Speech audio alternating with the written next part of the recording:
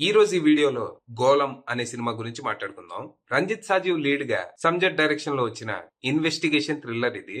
ఈ cinema story ఏంటి, దాని మీద నా ఒపీనియన్ ఏంటనేది ఇప్పుడు తెలుసుకుందాం పదండి. ముందుగా ఈ సినిమా స్టోరీ ఏంటంటే, వీటెక్ అనే సాఫ్ట్వేర్ కంపెనీకి మేనేజింగ్ డైరెక్టర్ గా ఉన్న జాన్ అనే వ్యక్తి ఒకరోజు అనుకోకుండా తన ఆఫీస్ బాత్రూమ్ లో పడి అనుమానాస్పద స్థితిలో చనిపోతాడు. పెద్ద టెక్ కంపెనీకి ఓనర్ అవటం, అందున బాగా డబ్బున్నవాడు కావటంతో పోలీసులు ఈ కేసుని హై ప్రయారిటీగా తీసుకొని అన్ని యాంగిల్స్ నుంచి ఇన్వెస్టిగేషన్ చేస్తారు. ప్రైమరీ ఇన్వెస్టిగేషన్ లో అది యాక్సిడెంటల్ డెత్ గా తేలుతుంది. పొరపాటున బాత్రూమ్ లో కాల్ జారి పడి తల పగిలి చనిపోయి ఉంటాడని ఆల్మోస్ట్ ఫిక్స్ అవుతారు. కానీ మన హీరో ఏఎస్పీ సందీప్ మాత్రం ఇది యాక్సిడెంట్ కాదు, ఖచ్చితంగా మర్డర్ అని బలంగా నమ్ముతాడు. ఆఫీస్ లో పనిచేసే వాళ్లే ఎవరో ఈ హత్య చేసి దాన్ని యాక్సిడెంట్ లా చిత్రీకరించారని తన ఫీలింగ్. అయితే ఇది జస్ట్ తన గట్ ఫీలింగ్ మాత్రమే, దానికి ఎటువంటి ఆధారాలు ఉండవు. దాంతో మనోడు ఆ వీటెక్ కంపెనీ గురించి, దాంట్లో పనిచేస్తున్న ఎంప్లాయీస్ గురించి, దాన్ని నడిపే జాన్ గురించి డీప్ గా ఇన్వెస్టిగేషన్ స్టార్ట్ చేస్తాడు. ఆ ఇన్వెస్టిగేషన్ లో ఓ షాకింగ్ అండ్ డిస్టర్బింగ్ కాన్స్పిరసీ బయటపడుతుంది. అలాగే ఆ కంపెనీ ఓనర్ జాన్ గురించి కూడా కొన్ని నమ్మలేని నిజాలు తెలుస్తాయి. మరి అసలు ఆఫీస్ లో ఏం జరిగింది? జాన్ ది హత్య లేకపోతే యాక్సిడెంటా? ఈ ఇన్వెస్టిగేషన్ లో మన సందీప్ బయటపెట్టిన కాన్స్పిరసీ ఏంటి? జాన్ గురించి తను తెలుసుకున్న నిజాలేంటి? చివరికి ఇన్వెస్టిగేషన్ లో ఏం తేలింది అనేది మీరు ఖచ్చితంగా సినిమా చూసి తెలుసుకోవాలి.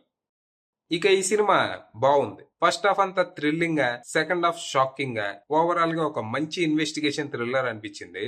సినిమాలో ఉన్న కథ గాని, అందులోని క్యారెక్టర్స్ ని గాని డైరెక్టర్ చాలా బాగా రాసుకున్నారు. ఈ సినిమాలో సస్పెక్ట్స్ చాలా మందే ఉంటారు. వాళ్ళందరినీ ఇంట్రడ్యూస్ చేసి అందరికీ మోటివ్ సెట్ చేయాలంటే చాలా టైం పడుతుంది. కానీ ఇక్కడ డైరెక్టర్ దాన్ని చాలా తెలివిగా హ్యాండిల్ చేశాడు. ఈ సినిమాలో స్టోరీ, క్యారెక్టర్స్ బలంగానే ఉన్నప్పటికీ స్క్రీన్ ప్లే మాత్రం కొంచెం వీక్ గా ఉంటది.